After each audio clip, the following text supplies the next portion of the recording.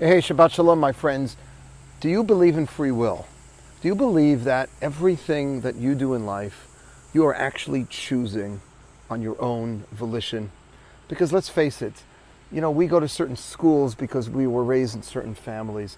We've got a certain IQ, which is also kind of genetic, and we've got all sorts of other quote-unquote independent decisions we're making in life because we think we're choosing. Right, even to read this new amazing book that's out, shameless plug, the 40-day challenge, which is starting actually this Shabbat. You can pick up the book, Amazon, or get on the WhatsApp chat, 40 days, little digestible ideas of Torah. But even reading a book like this, so it's of course your choice, but you're more likely to choose to read a book like this if you're interested in growing spiritually. And you're interested in growing spiritually because you were raised in a certain kind of family that kind of taught you that that was a value, or you started coming to MG and somebody sent you there.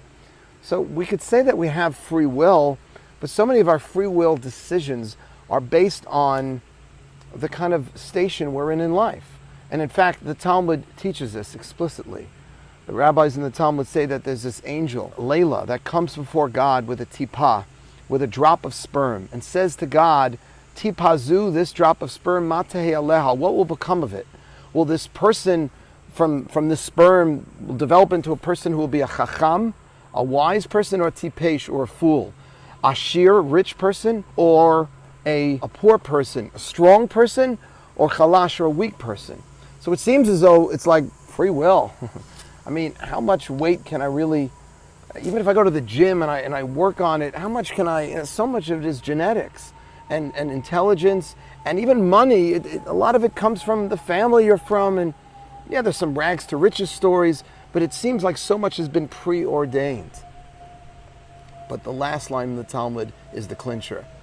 Whether this person will be a tzaddik or a rasha, a righteous person or a evil person, God forbid, the angel never asks God, because hakol bidei shemaim chutz miyirat shemaim, everything is in God's hands except for the fear of God. What does it mean, the fear of God? The moral and ethical decisions that you and I make. Of course, we're influenced by the people around us, but we make those moral decisions independently. We may not be able to control how much money we make, how smart we or not so smart, how much weight I can lift, how strong or not so strong. Those are kind of predetermined. Some of them might be genetic, familial, but what is in our hands to determine is how we deal with the deck of cards that we're dealt with. Not what the deck is, but how we deal with the deck.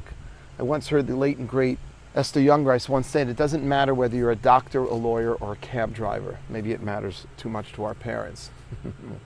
But it doesn't really matter as far as God is concerned what kind of doctor, what kind of cab driver, what kind of lawyer or doctor you are. That's what really matters. And that, my friends, is in our hands. That we have full choice and range over deciding how we're going to deal with the deck of cards. The deck of cards might be already in God's hands, but what you and I choose to do with it, let's remember that this Elul, as we embark on the 40 days until Yom Kippur, let's decide how we're going to use the blessings and even the deficiencies and the lackings in our life to grow ourselves so that by the time we get to Yom Kippur, we are the best we can be because we've chosen to do so. Shabbat Shalom.